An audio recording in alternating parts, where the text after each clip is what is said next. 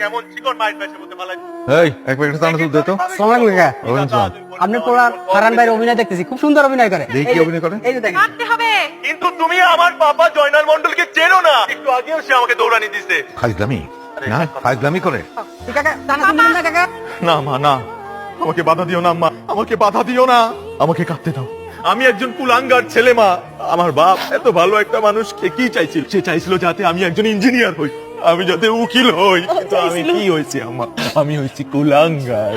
ভাই ফাটাফাটি ছিল ভাই, এত সুন্দর ছিল। দেখো ভাই, অনেক সুন্দর ছিল।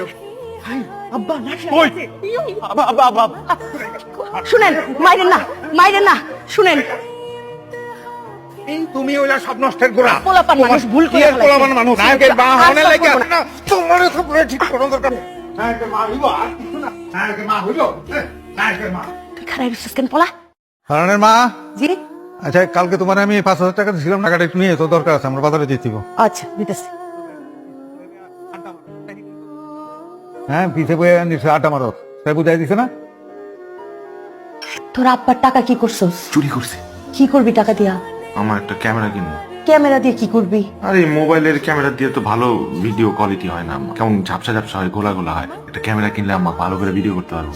ও, তাহলে তো ঠিকই, ক্যামেরা তো একটা দরকার। ক্যামেরার দাম কত? 14,000 টাকা। আচ্ছা ঠিক আছে, বাকি টাকা তাহলে আমি ম্যানেজ করে দিব না।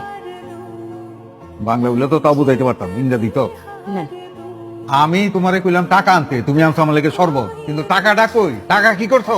আমার একটা প্রয়োজন ছিল, টাকা তো খরচ করে ফেলাইছি। মিথ্যা কথা কইতে লিগা বলে দাও নাই। না। তুমি কি মনে করছো আমি ব্যাক কর? তোমার আজকেরা ভাই ভাই সে নষ্ট হইতাছে, তোমারে আসলে সবরে শেষ করলাম তো আমার।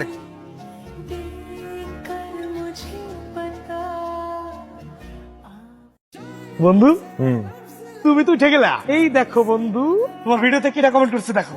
লতিফ রাজা দেখে সিনুস ভাই, সে একজন বিখ্যাত পরিচালক ঢাকার। তাই? হ্যাঁ সত্যি? কি লিখছে?